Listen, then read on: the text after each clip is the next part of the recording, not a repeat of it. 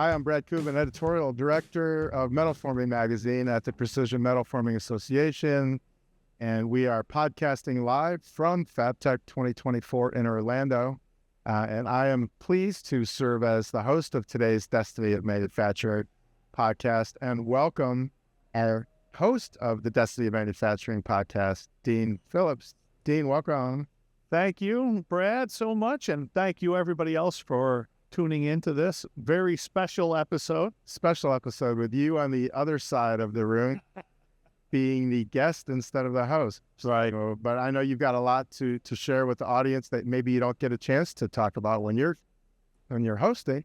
So we thought let's talk to Dean about what he's been doing with PMA on the workforce development front, and maybe some upcoming presentations and training dates that you've got on your calendar. But maybe, as you always do with your guests, let's start with your takeaway for manufacturing over the next 3 to 5 to 7 year timeline. What's your big takeaway? I know walking around FABTECH this week, I'm sure you've had some great conversations about that subject. Yeah, I think that the biggest takeaway that I have for tech is technology, which is embracing. We're seeing more companies embracing technology, utilizing and leveraging, of course, your big data, your IIoT aspects, and even more utilization of AI in your process. So trying to streamline and make things more predictive instead of just reactive in their manufacturing process.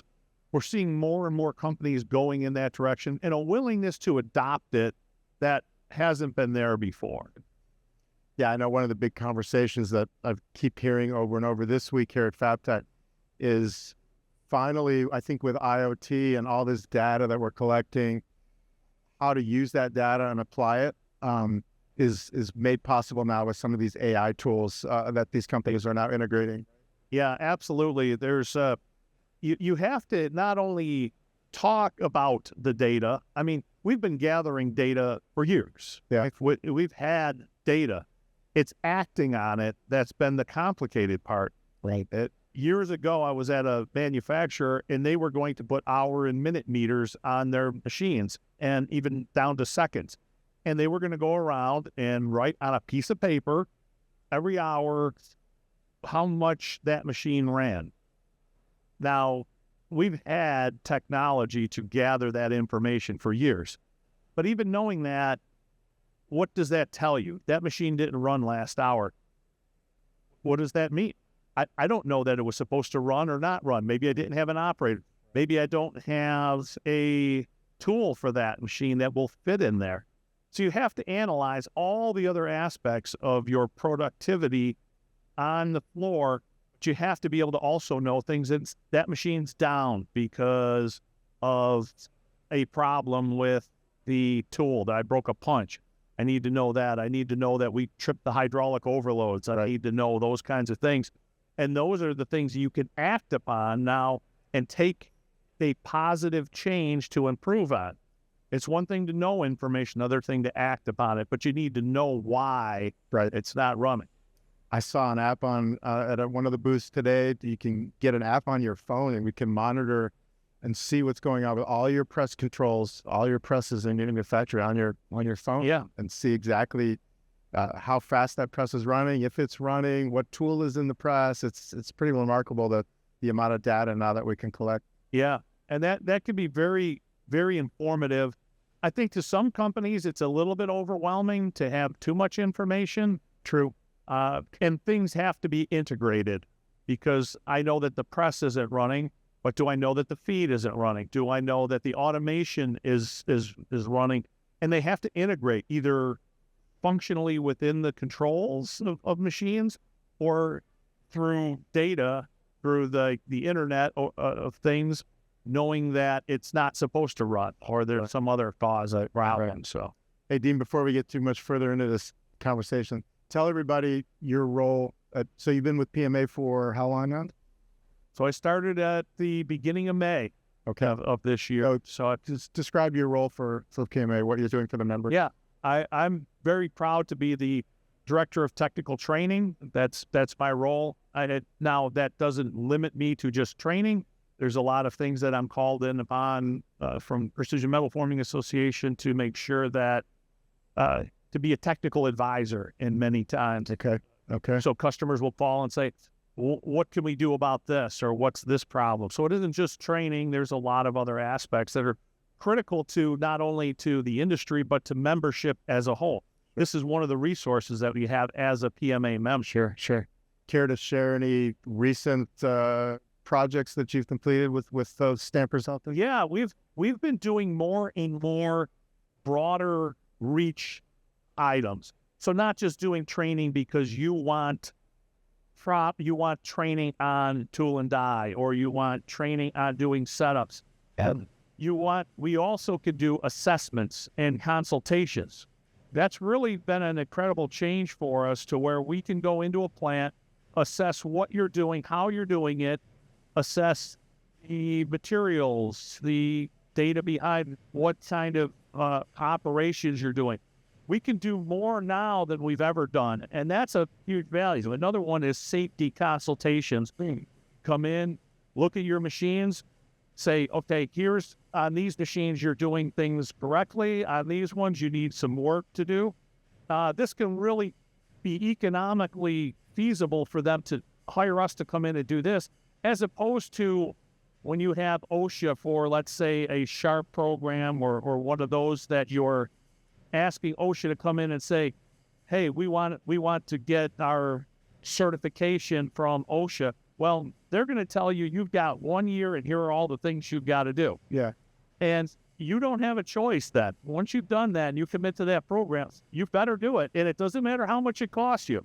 So it's better for us to come in, do an analysis and say, okay, here's the things you need to do to improve, to get to where you're compliant. Here's where you should do to be best in class.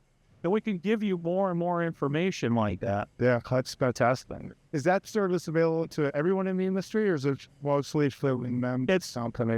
It's at a severely reduced rate if you are a member. Okay. So I got you. Can you do it? You can hire us to do it if you're not a member. So if you're in this industry, not only can a member take advantage of this, but a non-member. But believe me, it is well worth joining as a member to get a discount of 50% on some items. Yeah. And then does that work that you're doing dovetail sometimes with the EDU platform? 100%. Yeah. Yeah. So our Metalform EDU is our online platform, and we have over 840 classes that you could take on the Metalform EDU side of it. The other thing, though, is we try to look at building a solution program for you when it comes to training. If you have an apprenticeship program, we can help you leverage the classes online, which can add some ability for flexible time. You know, you may not be able to pull an operator off the floor to do this training.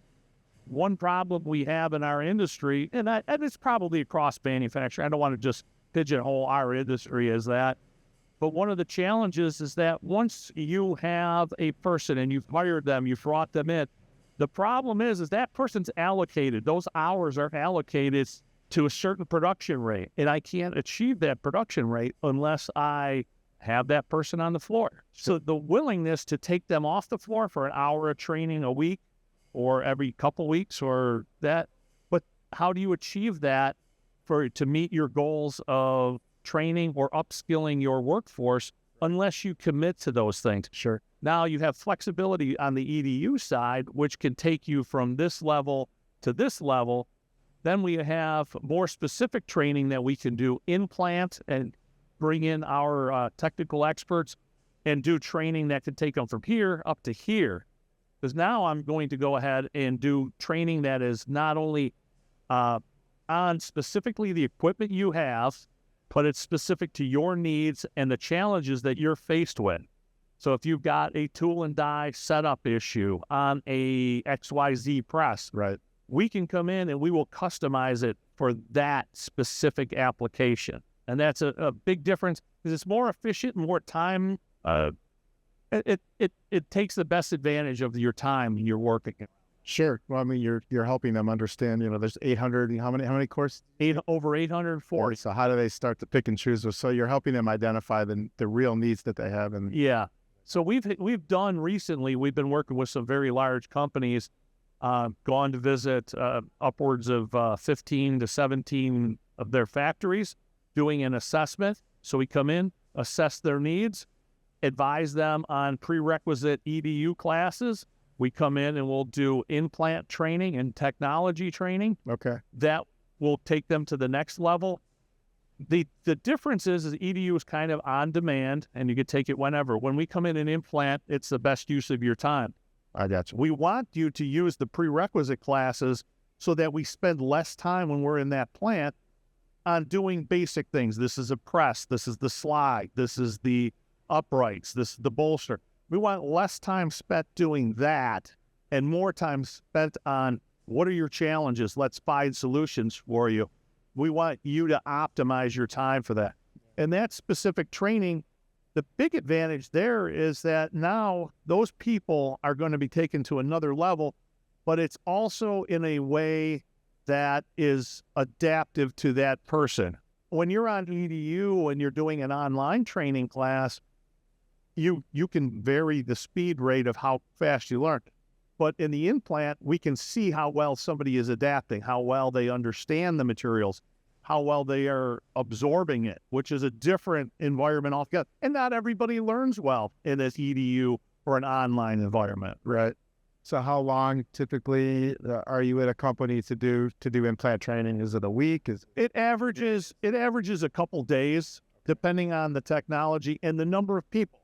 We want to make sure that everybody gets the best experience possible.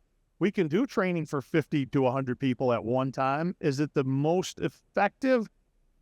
Probably not. The best sweet spot we've found is in that 20 number, 15 to 20. And you may not be able to pull everybody off the floor. So by us being there, they're not having to travel to training. They're not having to go outside of the plant. So they still get some productivity in during the day. We can stagger our classes so that in the morning we take first shift, in the afternoon we take second shift for a 4-hour bank. The advantage there is that they can go be productive the other 4 hours of their day. And we also find that 8 hours of intense classroom training is a lot. It's more than most people could take in, which is why if you go to colleges, they're not spending 8 hours in class. Right. There's other things that they have to do. And then they have to be able to apply that information in a way that now the next day they can have more educated questions to ask. Because now they've said, I was out looking at this machine and I saw that we weren't doing a quick die change process, and we weren't doing it because we don't have the right tools. Sometimes we're there as a consultant telling them, okay, you need to have on your floor a quick die change solution. Why can a pit crew change tires, add fuel, do all of those things? They are a synced up machine. You need to get that way when you're trying to improve your die setting. Do you have the tools that they have? Are you out looking for bolts? Right. You want to optimize that, and that's where we come in. I heard you use that race car analogy. That's pretty dead on. I think that's the way people should look at it. Right tools, ready to go, the right people in the right place at the right time for die changes. Yeah, And I tell the story all the time of the $20,000 wrench. How many of you have seen the $20,000 wrench out there? We're talking about a $20,000 wrench, one that gets left in the machine, in that tool. Yeah. And that can destroy your day. So optimizing your die setup to make sure that the tools are all out of there. So using shadow, like a shadow board or things, so those tools come out of there. Right. That's a free tip to you. There you go. And I know one of the other responsibilities or functions that you perform for PMA is speaking at technical conferences, and we've got the metal stamping technology conference coming up in Nashville in January, and you're giving a talk there on a process you call the secret sauce, AUCE process. Yeah. So tell us what that is and what your presentation's going to. So to kind of give you what that is not without disclosing any of the secret sauce, but understanding that there are certain things that we have found over our years of visiting plants and going in, of things that the best practices, what do companies do well, and what does that do for them? Why is that important? It's more important to understand the why and the impact of what we do sometimes so that people understand, well, I'm doing this and I have to torque in my bolts. Well, why do I have to do that? We go into information like that, but also it's important to get people engaged in something that's memorable to them, that they're always going to relate to. So some of that includes some stories of how to do things the most efficiently and why that's important. We can share some stories of some of the cases where people didn't perform that way, and then the results, of course. Okay.